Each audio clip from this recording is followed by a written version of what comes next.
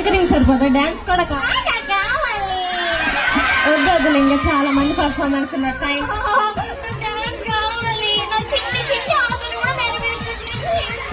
సర్లే పాపం ఏడుస్తుంది, ఫోన్లో డాన్స్ అంటే చేసుకో. చూడడానికి